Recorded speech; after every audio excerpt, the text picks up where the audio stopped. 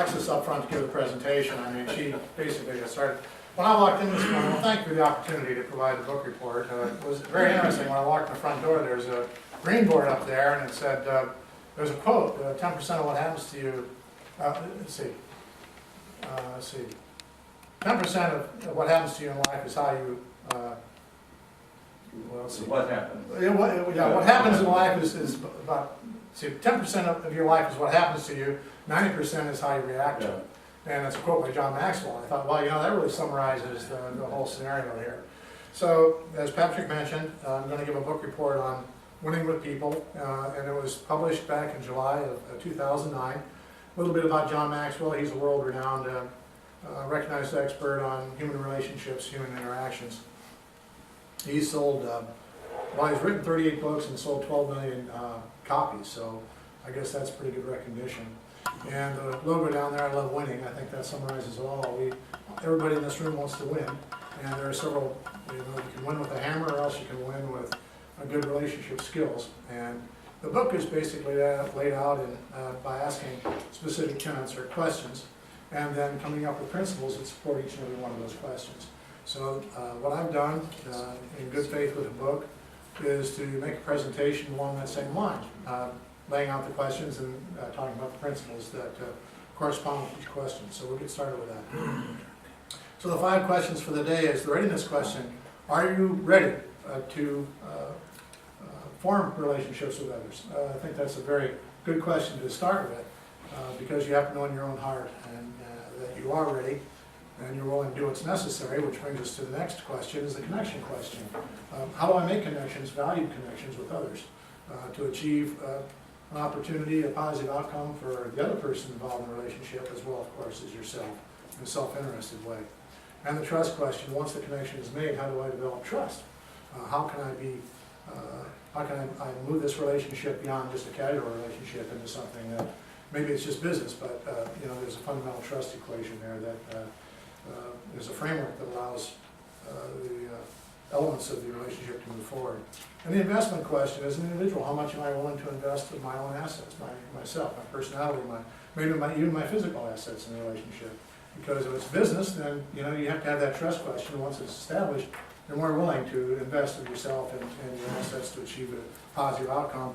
And the synergy question, of course, synergy is achieving an outcome greater than the total sum of the parts. So, and to me, that's the biggest gain that you can make in any relationship, is to be able to answer the first 4 questions as inputs, but be able to, as an outcome, have it be greater than the sum of the parts. And this guy's obviously ready. He's a little blurry, but he's really ready. His arms are open, he's smiling, he's very approachable, and he's the kind of guy you want to get to know a little bit.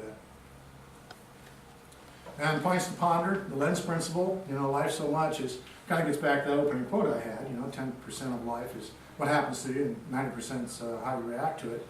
Kind of goes into the lens principle a little bit, what's happened in your life and how you've dealt with it really tends to shape your biases, your prejudices, and so forth, and ultimately how you're going to make the future decision based on whatever is stimulated in you at the time. Mirror principle, you get up in the morning, look in the mirror, do you like yourself? You really appreciate who you are. And the way I look at it is, do you love yourself? And that might sound a little strange, a little stilted, but nonetheless, I think if you love yourself, then you can allow others to love you, and you can bring those positive attributes into any relationship you approach. The pain principle, hurting people tend to hurt people and be all very sensitive to being hurt themselves. These are folks a lot of times where things happen to them, they take a reaction to it that creates a burden for them. They go through life and maybe intuitively or unconsciously they extend that pain into the relationships around them. The hammer principle, well, what's more important, the situation and the relationship. The hammer principle, of course, is you can win the argument, but the cost of winning the argument is to take a double-barrel shotgun and blow the whole relationship away. So you don't want to do that. You want to kind of be, judging, again, looking at the relationship and looking at the situation perhaps from the view of the other person. And then the elevator principle, we know elevators don't go sideways, they only go up and down. So are we going to lift people up in our relationships, or are we going to take them down? And maybe get a short-term satisfaction, like in business, defeating a rival or something like that, but you know, what's the long-term view on it? Oops, I just didn't do that right. So the lens principle, I talked about this already, but what people see is influenced by who they are. And the most recent example of that, of course there's a lot of them if we go back in life, but I think the George Zimmerman, Trayvon Martin situation pretty well elucidates this. And you know, there's opposite views on it. I mean, diametrically opposed views on what was right, what was the right outcome. And I think that's really shaped by, you know, the experiences that people have, the biases that have been built into it, maybe their friendships, whatever, that influence how they feel the outcome should have been. Some folks think the judgment was correct. Other people think that, well, you know, it's totally wrong. And so, you know, that goes on in everyday life and major and minor areas. And who you are determines how you view life. And some of us are gratefully born to high energetic people with, you know, good physical countenance, and that tends to promote self-confidence because we have a lot of energy to move forward in life, as against someone who doesn't have those qualities physically, and every day is a struggle, and it's a little bit more difficult for them. That also enhances your self-image, how you make decisions about what happens to you, and how you feel about that, and internalize that, creates your self-image. And of course, the greater the self-image, the higher the confidence, and the higher your level of ability you're equipped with to handle life's experiences, which is the next point. Life experiences and choices about those experiences. You know, if you got a great self-confidence and self-image, and you feel like you can handle just about anything thrown at you, obviously the life experiences that you have are going to be managed at a much higher level. And the friends you choose. If you choose positive, outgoing friends that are also self-confident and you know, approach life kind of the same way you do, now that reinforces who you are and where you are. Conversely, if you make a bad choice in friends, they can start bringing you down a little bit too. And that's another struggle you just have to deal with. Then the mirror principle, you know, the first person we must examine is ourselves. And I thought this was interesting. Coping with difficult people is always a problem, especially the difficult person has to be us. You know, how often is that the case? You know, after we review a situation, you know, hey, I was a problem here. Or maybe I was part of the problem, but I'm not willing to accept my responsibility toward the negative outcome, and so that's not being really fair either. And a lot of these things I've already talked about. Self-image, self-honesty, I think is a good one to talk about a little bit, because you know, self-image depends to a great deal on improvement and responsibility for taking those improvements. So if you're honest with yourself and you find out that something's lacking that you need to work on and improve, then being honest about that and taking the steps necessary to make those improvements happen and make you an overall better person is the way to go. Now I've got a little example here. It's just a little note for me, X-rays and choice. So George goes to the doctor, and you know, this is after several trips, and the doctor's standing there with an X-ray and says, "Hey George, you know, I got a little problem here. I want to show you. You got a shadow on your lungs. Looks like you got lung cancer." Yeah. And of course, then the doctor relates all the treatment options and everything else for George. George looks at it and says, "Well, you know, doctor, can't we just kind of fix the X-rays to make those shadows go away?" You know, so you know, there's not a whole lot of responsibility and self-honesty and so forth with that. Hurting people hurt people. You heard me say that before, and easily hurt by them. And just to get behind that a little bit, if you look at the situation and kind of sense this in the other person, try to look at it from their position. And understand they are hurting for whatever reason, whether you agree with it or whether you don't, and try to empathize with them, or maybe at minimum sympathize with them. At least open up an opportunity for the relationship to form and develop. And again, the reason why is what you're trying to do is build up their self-confidence as best you can from an external perspective. Because people that don't believe in themselves likely will never succeed. John Maxwell says they will never succeed. Well, that's I think arguable. But the biggest thing as far as your own self-protection, they might provide negative stimulus that will keep you or from succeeding as well, in whatever goal it is that you jointly embark on. And I think we've all seen this to be true. Is any time a person's response is greater than the issue at hand, and if anybody's married in this room, I think we probably kind of understand that a little bit, at least I do. The response is almost always about something else. You know, get wound up, you know, you have a little issue, and oh, bam, here it comes, you know. And it's usually something else in the background that is probably responsible for that kind of reaction. So again, it takes patience and understanding, but to step back and just kind of let it ease out a little bit and have an open dialogue is the answer.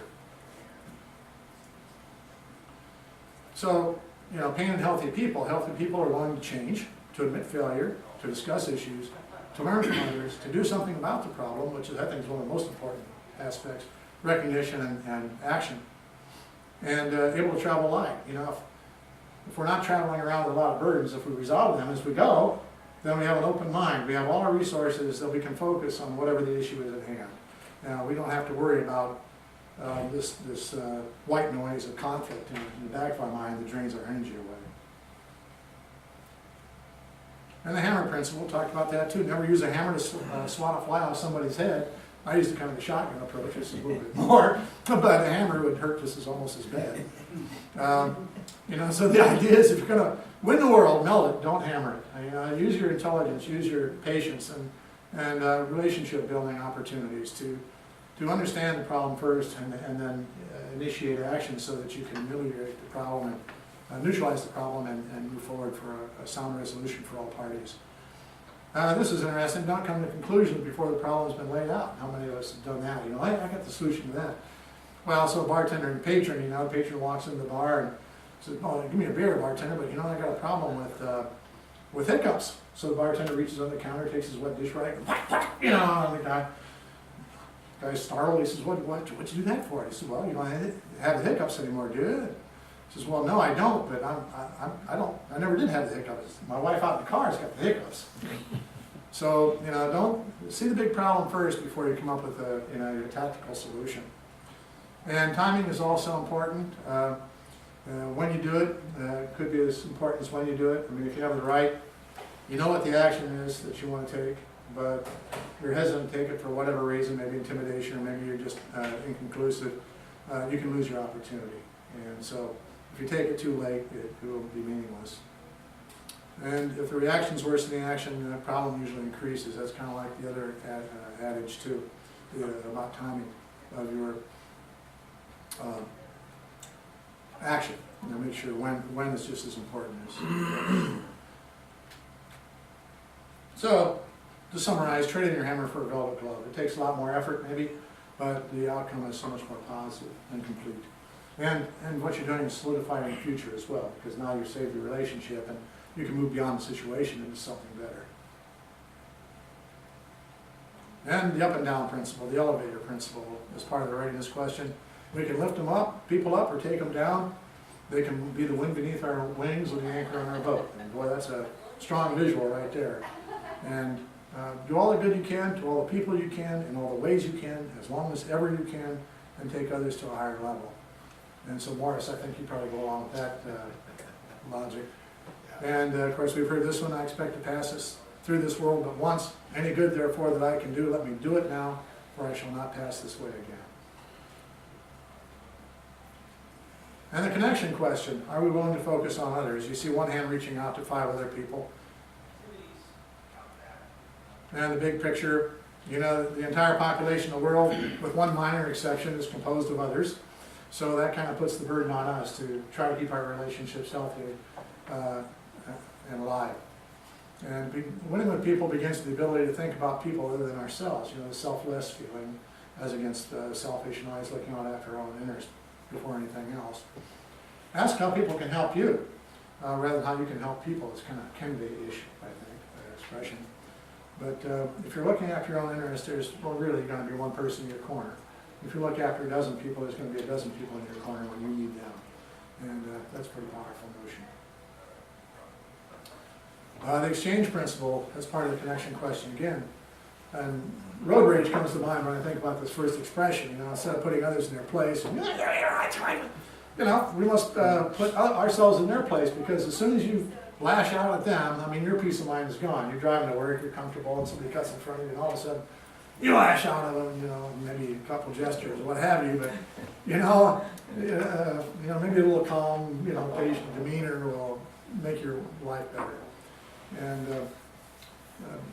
the question we have to ask, do I try to see things from others' points of view? And of course, you can see that's a steady thread that runs through John Maxwell's whole approach. And it's the idea of putting yourself into the people's shoes, getting outside yourself, and looking and seeing what is it I can do, what's within my own power to be able to move this relationship to something that's manageable, negotiable, and will have a positive outcome. And when we fail to see things from the perspective of others, we fail in our relationships. And now I'm going to treat you to a direct quote, a little story. John Maxwell has a lot of stories. But okay, so here it comes. A man in a hot air balloon realized he was lost. He reduced altitude and spotted a woman below. He descended a bit more and shouted, "Excuse me, can you help me? I promised a friend I would meet him an hour ago, but I don't know where I am." The woman below replied, "You're in a hot air balloon hovering approximately 30 feet above the ground. You're between 40 and 41 degrees north latitude and between 59 and 60 degrees west longitude." "Well, you must be an engineer," said the balloonist. "I am," replied the woman. "How did you know?" "Well," answered the balloonist, "everything you told me is technically correct, but I have no idea what to make of your information, and the fact is, I'm still lost. Frankly, you've not been much help at all. If anything, you've delayed my trip." "Well," in a huff, the woman below responded, "You must be in management." "Well, I am," replied the balloonist, "but how did you know?" "Well," said the woman, "you don't know where you are or where you're going.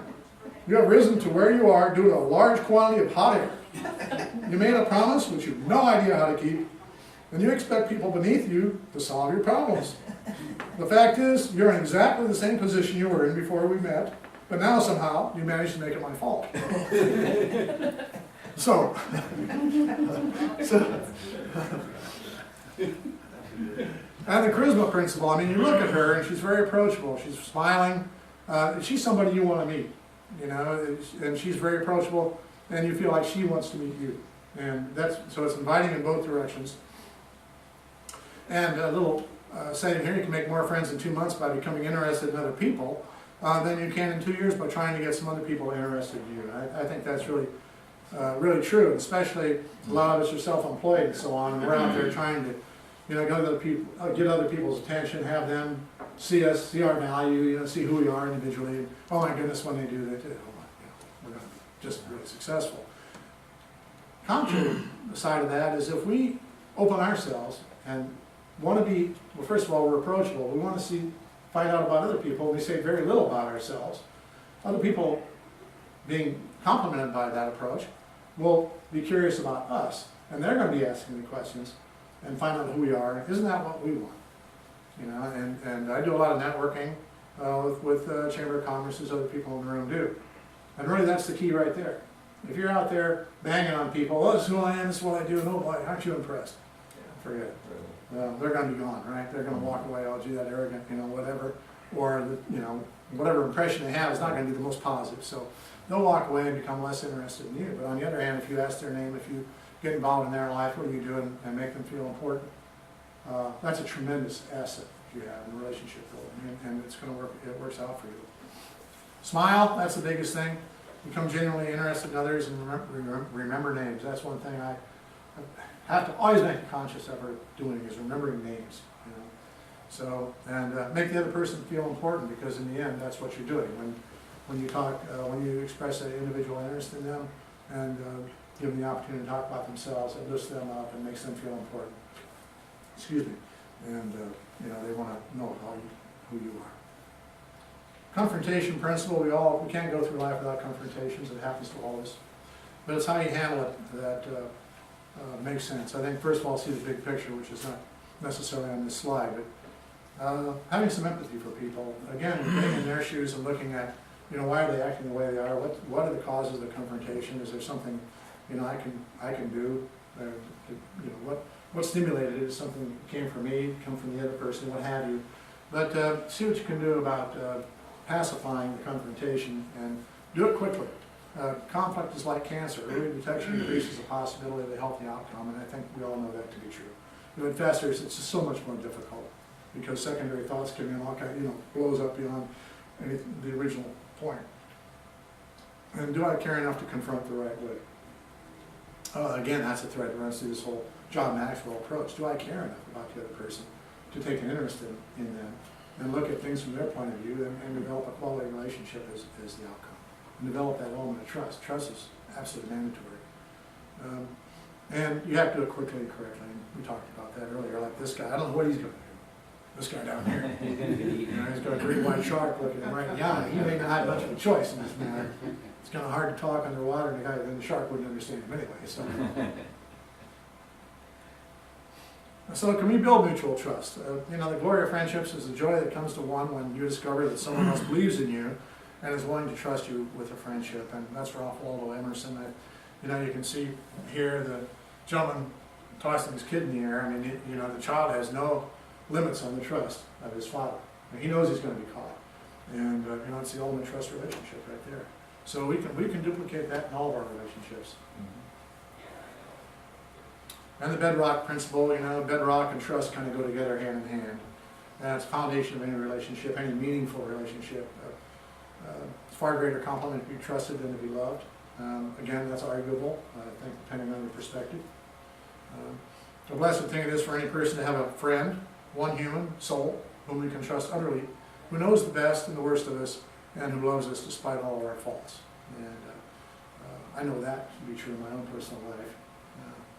My wife has to put up with a lot, so and she knows my faults. And so, you know, July 30th, we will have been married 25 years. So we put up with each other for quite some time now, about 27 years total. So, and to restore trust, you know, trust can be broken, relationships can be broken. In my own personal life, I recently had a relationship with my younger brother and his family.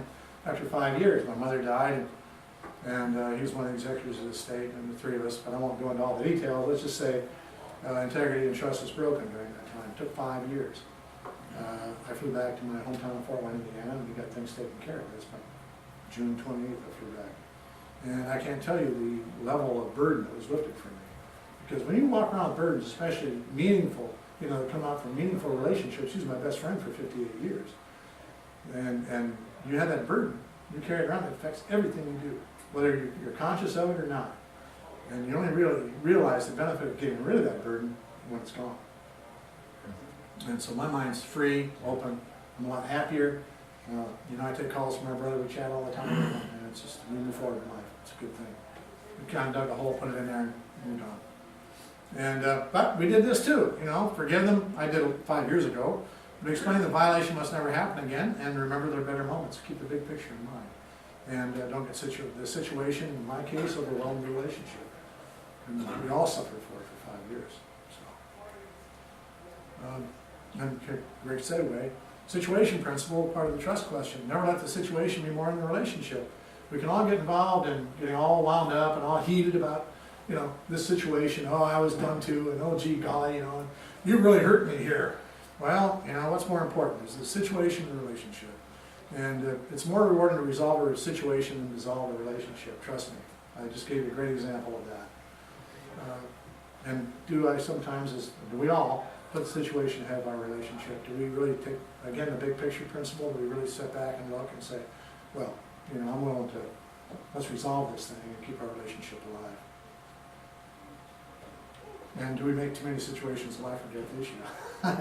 You know, I've got to win at all costs, because if I don't, something, you know, I just won't feel right about it. And the approachability principle, being at ease with ourselves, helps others to be at ease with us. If you think back to one picture where the woman is smiling, and she's, you know, you said she's interested in meeting you, but she's also extraordinarily approachable. Somebody's smiling at you, and you know, they're you know, very warm, and they seem welcoming. We all want to meet that person. So you practice personal warmth and genuinely like people. That helps. Appreciate the differences in people. Be consistent in your moods. That's the other thing too. Is if you're approached 3 times, and one time you're mad, and the other times you're extraordinarily happy, you know, and maybe the 3rd time you're neutral, the expectation from the other party is kind of mixed. And you know, this is an outward reach too, so you always want to be sensitive towards where the other people may be coming from, their feelings. Don't trample on them, and try to lift them up where you can. Understand their human weaknesses. God knows we all have them in our own hearts, and so recognize that those human weaknesses are in others as well. Be willing to forgive and ask forgiveness easily. I think that's one of the most important things. Recognize where you are, that life is a kind of finite issue for all of us, and so get over it. Be authentic, approachable people are real, and that gets back to your own self-image and who you are, loving yourself. If you truly do, then you're authentic. That's the outcome.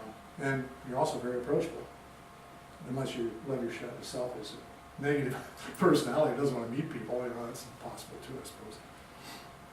The Foxhole Principle. Everybody knows what a foxhole is, right? Everybody knows what a foxhole is. Dig a hole in a ward and you jump in there. Well, this is foxholes big enough for a friend. If you're going to dig one for yourself and dig one for a buddy, because that buddy will, you'll probably be one of a kind. Foxhole friends are few. They see things from the same view. They reinforce your perspective of life and tend to make the same decisions you do given the same situation. They see things from the same view. They provide strength for you because of this positive reinforcement in your life. They make a difference for you as well, and they love us unconditionally in spite of our faults. So the question that's inherent in these 5 points is, am I a friend that others depend on during difficult times? And that's a pretty big responsibility to be there for others. And the celebration principle. At long last, we go through this whole relationship building principle and concept. But the true test of relationships is not only how loyal we are when friends fail, but how thrilled we are when they succeed. Many times, like I'm in the insurance and wealth management business. All right, so it's an up and down kind of thing. We all want clients, we all want referrals, and you see, I'm in an office with 7 other representatives. So on a daily basis, maybe I'm struggling, but I see representatives are doing extraordinarily well. Oh my goodness, I got it all done. Oh, look at me. You want to celebrate with them. You don't want to envy them or have negative feelings. Oh, why can't it be me? Instead of you want to celebrate with them. And that's the true test of relationships. Be loyal to them and be thrilled when they succeed. I think that strengthens you as individuals. Certainly strengthens everybody around you. And it's kind of like the synergy principle, where the sum of the parts equal end up with a greater reward. Average people, conversely, don't want this to go beyond average because they're comfortable where they are and have their own issues. And this is my final thought, and we talked about synergy before a couple of occasions. Win-win, this is by Stephen Covey. I think everybody knows Stephen Covey. Win-win is a frame of mind and heart that constantly seeks mutual benefit in all human interactions. Win-win is based on the paradigm that there is plenty for everybody, that one person's success is not achieved at the expense of or exclusion of the success of others. And so it's a team effort, it's a wholesome, comprehensive relationship approach that John Maxwell espouses in his books, and I think it's a genuine one and one worth following. So, thank you. That's it.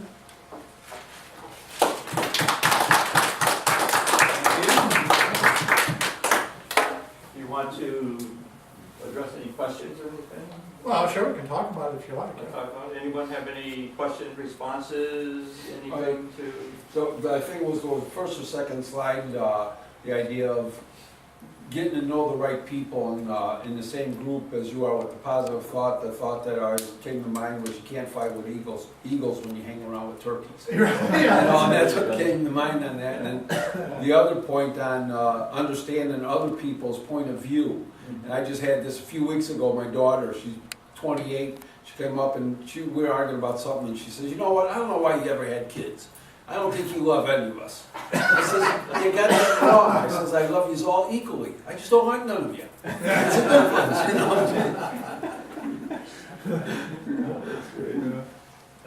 This is, I think, very timely in view of the fact that several of us are talking about forming a mastermind group. And so, and I've gotten input from several of you, Alexis being one, and this gentleman right here being another, and Jeff over here being another. So if the 3 of you would join me after the meeting so we can begin to move forward. And anyone else who would like to be part of the formative part of this little exercise, we would love to have you come join us. Okay, that's very good. That's great. Anyone else? Any comments? Okay, well, thank you very much.